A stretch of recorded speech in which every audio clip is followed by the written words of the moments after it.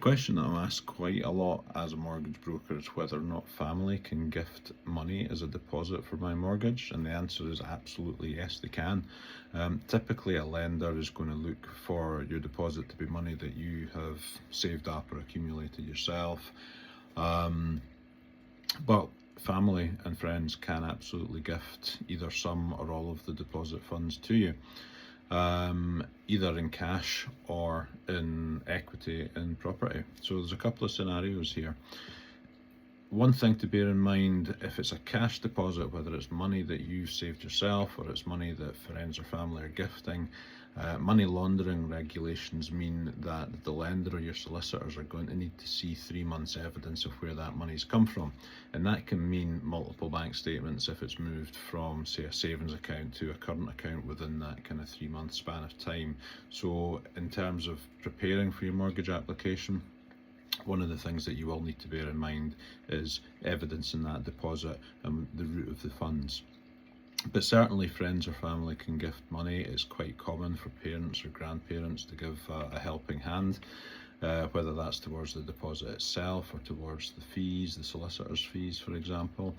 And typically all a lender is going to look for is a declaration to be signed by the person making the gift to say that it is a genuine gift.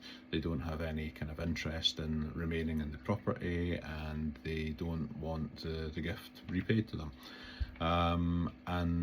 Yeah, absolutely fine.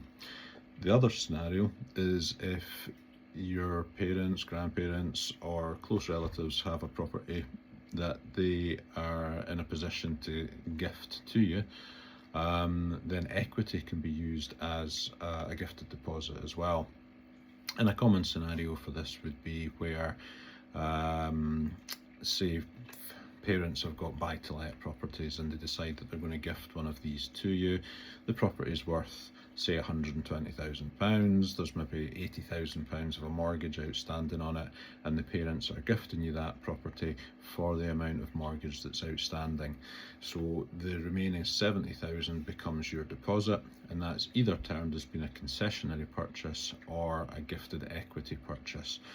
Same thing basically. There's a couple of issues with how that's recorded on the land registry, but that's something for your solicitor to deal with.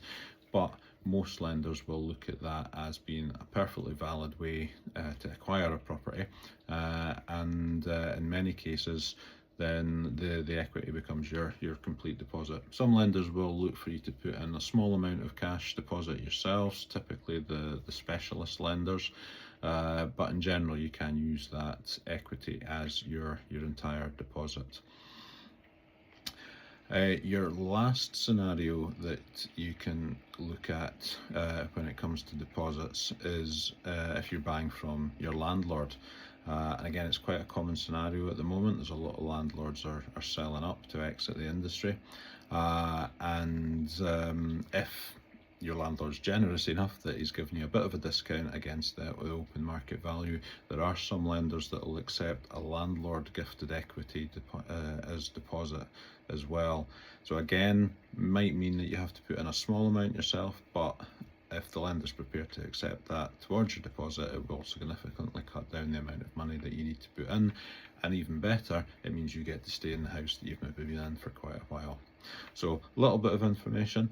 Any questions you have, put them in the comments. We'll try and answer off anything that you want to ask.